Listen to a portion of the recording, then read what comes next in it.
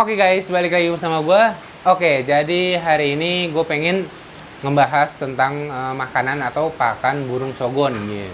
Jadi ngebahasnya tuh tentang kayak makanan apa sih yang cocok untuk burung sogon gitu ya. Terus yang biar dia itu nggak nyilet, dia itu nggak sakit, dia itu nggak lesu gitulah. Jadi yang bisa mencakup nutrisi yang dia butuhkan gitu. Nah tadi padahal niat gue itu gue pengen bikin konten tentang perkembangan si burung sogon yang datang sendiri waktu itu. Cuma kendalanya burung harian ini tuh udah rajin ngobrol-ngobrol, terus kadang juga ngeleper gitu ya. Tapi kan masih kadang-kadang gitu. Nah kendalanya itu di video gitu ya, karena memori gue penuh. Gue juga belum bisa gitu yang ngevideo lama gitu untuk si burung ini gitu. Jadi ya kendalanya dari video gitu, dan mentalnya juga belum ada gitu ya. Jadi kalau misalkan di koloni ataupun di track gitu ya, dia mau bau bunyi tapi mau ngeriwik tapi sebentar doang gitu, terus abis itu dia geter-geter ekor kayak gitulah.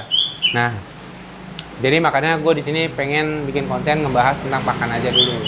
Jadi nanti kedepannya gue bakal update lagi lah kalau udah enak burungnya. Oke, lanjut lagi ke kontennya. Oke, jadi sebenarnya pakan apa sih yang cocok ataupun yang bagus untuk burung sogon gitu ya. Nah, sebelum bahas ke situ, gue pengen ngasih tahu kalau burung sogon di alam liar itu dia itu pemakan nektar atau sari bunga gitu ya, dan serangga-serangga kecil. Nah, jadi beda halnya kalau kita ngerawat gitu ya. Kalau burung rawatan ya seperti ini gitu. Kalau burung rawatan kan kita mengakalinya dengan nektar racikan gitu ya. Ya racikan sendiri ataupun beli di yang udah jadi yang di kios-kios burung gitulah. Dan untuk pakan tambahannya itu atau extra foodingnya itu berupa kroto ataupun ulet kandang gitu ya, yang biasa sering kita gunakan gitu. Oke, jadi yang pertama gue pengen bahas di sini tentang burung sogon yang suka extra fooding, kroto ataupun ulet kandang gitu ya.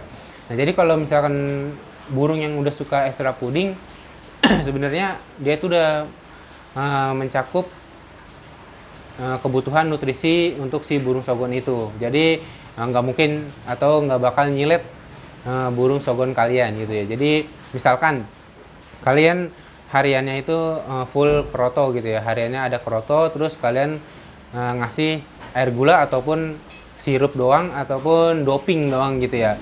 Jadi kan itu kan nggak pakai nektar gitu ya, nggak nektar gitu. Jadi itu cukup untuk memenuhi kebutuhan nutrisinya si burung. Yang penting ada kroto ataupun ulet kandang gitu, jadi nggak bakal nyilet gitu. Terus gimana biar burung sogon kita atau burung sogon kalian itu suka dengan extra fooding ya, berupa kroto ataupun ulet kandang itu? Nah sebenarnya banyak cara gitu ya, termasuk caranya itu ada terapi lapar gitu, terus mencampurkan nektar dengan kroto gitulah. Pokoknya banyak cara, kalian bisa cari aja di YouTube, karena kali ini gue nggak ngebahas tentang bagaimana cara untuk burung sogon itu suka dengan kroto gitu ya. Ada burung karakternya emang yang tidak suka dengan kroto ataupun tidak mau makan kroto kayak gitulah.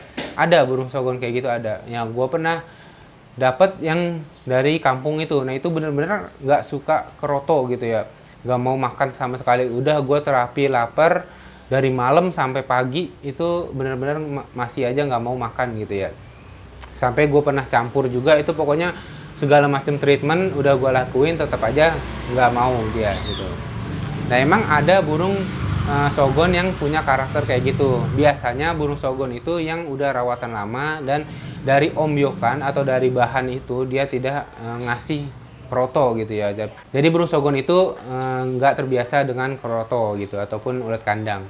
Jadi kalau kalian pengen burung sogon kalian suka dengan extra fooding, kalian lebih baik dari bahan itu udah diajarin makan kroto gitu ya, makan extra fooding gitulah. Nah, agar kedepannya itu terbiasa. Jangan burung sogon yang udah rawatan lama, kalian baru melakukan treatment untuk biar suka kroto gitu ya. Jadi akan lebih sulit burung yang udah rawatan lama ketimbang dengan burung yang baru kita dapat gitu ya, atau burung ombyokan ataupun burung bahan gitu.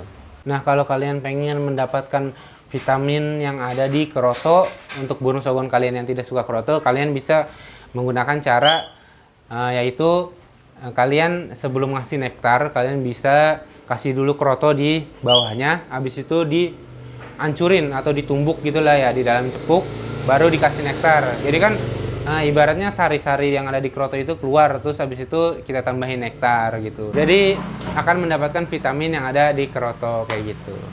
Kalau gua ngelakuinnya kayak gitu pernah. Jadi kalau kalian pengen nyoba cara itu ya boleh. Nah sekarang gue pengen ngebahas tentang nektar atau makanan pokok si burung sogon. Nah jadi sebenarnya untuk nektar yang bagus itu adalah nektar yang memenuhi kebutuhan nutrisi untuk si burung sogon. Nah, yang membuat burung sogon itu tidak nyilet, tidak sakit ataupun tidak lesu gitu ya. Nah, jadi kalau mau bikin nektar yang anti nyilet gitu ya, kalian bisa menggunakan 3 bahan ini ya. Jadi salah satu dari 3 bahan ini, yang pertama itu kuning telur, yang kedua itu susu denko bubuk, yang ketiga itu kental manis yang gold gitu ya, yang Frisian Flag gold gitu. Nah dari pengalaman gue pribadi, gue menggunakan salah satu dari 3 bahan itu, ya burung sehat-sehat aja gitu ya. Jadi nggak nyilet gitu ya. Kalau kental manis yang biasa, yang warna biru, itu tuh masih bisa nyilet gitu ya, untuk pengalaman gue pribadi gitu. Tapi kalau kalian punya pengalaman yang lain tentang pakan burung sogon yang anti nyilet, bisa menggunakan cara lain, coba kita sharing di kolom komentar, oke? Nah, membuatnya seperti apa? Membuatnya mah bebas ya. Jadi membuat nektarnya itu bebas. Kalian menggunakan apa sirup, apa air gula ataupun yang lain gitu ya. Nah, dan yang penting itu dicampur dari salah satu 3 bahan itu, gitu kan. Pokoknya banyak lah sekarang, banyak konten-konten YouTube gitu tentang pembuatan nektar anti nyilet. Sekarang banyak lah. Kalian bisa ikutin salah satu dari dia. Kalau pengalaman gue pribadi, ya kasih dari 3 bahan itu salah satunya gitu ya. Jadi menurut gue yang paling bagus dari 3 bahan itu, yang tadi gue sebutin, yang pasti yang pertama ya telur. Jadi telur itu kan kayak akan protein gitu ya. Jadi telur ini, kalau gue biasanya kuning telur ya, mohon maaf ya baru disebut kuning telur gitu ya. Jadi kuning telur, yang kedua itu susu denkau, yang bubuk, ketiga itu ya Frisian Flag yang gold itu, kental manis gold itu ya. Nah jadi kalau dibilang paling bagus ya seperti itu urutannya. Nah jadi sekarang gue pengen bahas tentang pakan cair ataupun pakan kental gitu ya. Nah jadi sebenarnya untuk pakan cair ataupun pakan kental itu kembali lagi dari kalian gitu ya. Kalian lebih suka yang mana gitu. Kalau di sini gue bakal jelasin plus dan minusnya ya untuk pakan kental dan pakan cair. Nah jadi dari pakan kental dulu. Nah jadi yang pertama itu untuk pakan kental, plusnya itu dia lebih awet dalam penyimpanan. Jadi tanpa kulkas pun dia lebih awet gitu ya, bisa awet gitu, tahan lama lah, karena dia tuh kental gitu ya, nggak kebanyakan air gitu. Terus yang kedua, dan awet juga di cepuk gitu ya. Jadi ibaratnya kalian ngasih hari pertama ini ngasih 1 cepuk pakan kental gitu ya, terus sampai 2 hari nggak diganti pun itu masih bagus gitu ya, masih awet gitu ya, jadi belum basi lah. Terus yang ketiga itu adalah irit. Dia tuh lebih irit, karena irit itu untuk burung sogon itu kalau makan pakan yang kental itu lebih lama gitu ya. Jadi ya kadang tuh dia tuh baru makan yang kental, habis itu minum gitu. Jadi lebih irit lah dia dibandingkan pakan yang cair gitu. Nah minusnya dari pakan kental ini adalah tangkringan jadi kotor gitu ya.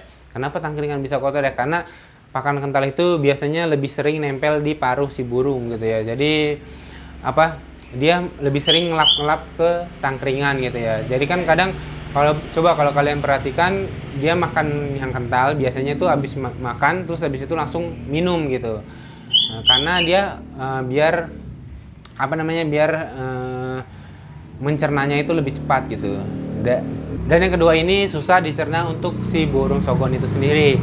Nah kenapa susah dicerna ya? Karena burung sogon itu yang tadi gue bilang dia harus minum gitu ya, karena nektar kental itu lengket gitu ya. Jadi ya dia butuh yang cair seperti air gitu ya untuk mencerna makanan itu sendiri gitu.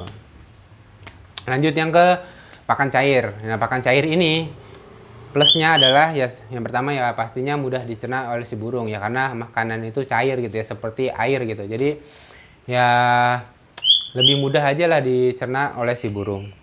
Yang kedua, tangkringan tidak mudah kotor ya, karena dia tidak begitu ngerasain lengket gitu ya, karena menggunakan pakan yang cair. Yang ketiga itu air bersih. Nah, jadi air itu tidak begitu kotor lah dibandingkan dengan burung pemakan nektar yang kental gitu, karena ya tadi gue bilang kan, burung kalau makan kental pasti minum gitu ya. Nah, lanjut yang ke minusnya. Minusnya itu untuk pakan cair itu wajib ditaruh kulkas, karena kalau ditaruh di luar kulkas itu biasanya cepat basi, sehari pun itu bisa basi. Lanjut yang kedua, pakan wajib diganti setiap hari gitu ya. Jadi kalau misalkan nggak diganti sehari, itu biasanya udah misah gitu ya antara air dengan nektar gitu ya. Jadi dengan ibaratnya susu dengan air gitu, dia bakal misah dan menyebabkan aroma yang tidak enak gitu ya, aroma basi. Terus habis itu ya burung nggak mau gitu ya. Oke, jadi itu dia plus minusnya. Nah, jadi kalau misalkan gue ditanya untuk pakan yang bagus itu seperti apa? Nah, pakan yang bagus menurut gue pribadi sekarang ini itu adalah pakan yang kental, tapi dicairin. Nah, gimana tuh? Nah, jadi pakan yang kental itu kayak kita menggunakan nektar gitu ya. Racikan sendiri yang gue bikin, habis itu ditaruh di cepuk dan itu dicairin menggunakan air gitu ya. Ataupun kalian bisa menggunakan doping yang seperti dextro lah kan, kalian nuang nektar habis itu dicairin, diencerin menggunakan dextro ataupun air gitulah, habis itu diaduk. Jadi pakan nggak terlalu kental dan nggak terlalu cair juga gitu. Dan beda halnya kalau burung yang suka dengan ekstra puding. Kalau burung ekstra puding, gue pribadi lebih suka ngasih dia itu full ekstra puding, full kroto setiap harinya. Terus abis itu gue kasih doping di sebelahnya gitu. Jadi doping itu kan ya berupa dextro. Dextro itu kan cair banget ya, kayak air gitu ya. Emang dia air kebanyakannya. Dan di sebelahnya itu ekstra puding, kayak gitulah.